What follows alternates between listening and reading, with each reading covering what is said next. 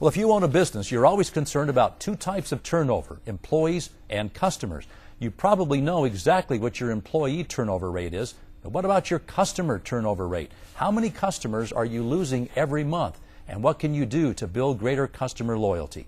Bob Shaff is president of Customers for Life Consulting, a Tucson-based company dedicated to helping clients improve customer and employee satisfaction, retention, and loyalty. And he joins us now in our Business Spotlight. Bob, it's great to have you with us. Hi, Dana. I'm glad to be here. How have consumers and customers changed in their attitudes and their buying patterns over the last 10 to 15 years?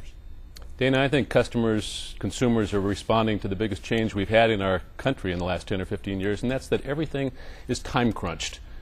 We are busier than ever. We multitask everything. And as a result, the high value currency of today is time. And that phenomenon has also resulted in some surly, indifferent customer service because of the crunch of time. And as a result, companies that will succeed do things two ways, fast and friendly. So I'm sure that the business owner knows and understands this.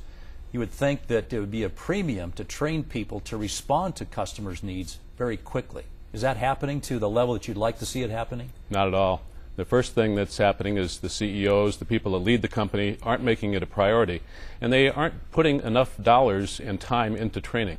They assume that their college graduates that they hire come prepared to deliver great customer service, and that's just not true. You need to consistently train. And then, once you do, you need to reward the kinds of performance that you want. How do you train employees to deliver exceptional customer service?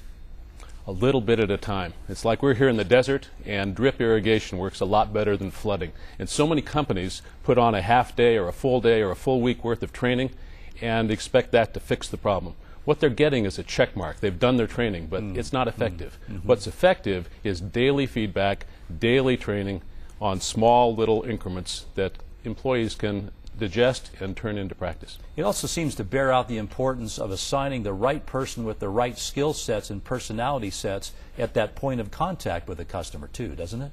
That's right. Putting round pegs in round holes is really important. It's something that took me a long time to learn. Successful companies hire for attitude and train for skills. And so long we've done it the other way around. We've looked for experienced people that had high skill levels and not the right attitude. You can't teach personality. Right. You can't teach smiles. You can't teach thank yous. Right. What do you think customers tend to remember most about a shopping experience? I'd say they tend to remember how you make them feel. You know, we all have invisible but very present signs around our neck that say, I'm important, make me feel special. And companies that do that, customers remember and they come back again and again. That's loyalty. What should then be the ultimate goal for a company in dealing with its customers? Three things. Get them to come back again and again, get them to buy more of the products that you offer, and to go out of their way to rave about your company to their friends, saying how great you are. Those three things, that's loyalty. That's what it's all about. Let's talk about some specifics, some specific things that companies can do to earn that loyalty from their customers. Well, I'd start with be easy to do business with. That's number one. Number two, aggressively collect customer and employee feedback and act on it. And third, go out of your way to make it easy to connect. Look for innovative ways to connect with your customers. Companies don't do that. What we're talking about is building relationships with customers. And I've found that the best way to build relationships is to have dialogues. So companies that go out of their way to make it easy for their customers to connect with them, to have dialogues, are the ones that are truly remarkable. Asking the right question is always important. What do we need to be asking customers? Do you like me? How have I done for you? What are the best questions that a company can ask its customers to discern what they need to do better? The most important thing is to ask, and then to listen, and then to act upon those ideas. But the two questions I would say are, what do you like best about doing business with my company?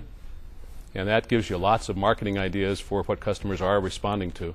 And secondly, if you could change one thing about our company that would make it easier to do business for you, what would that be?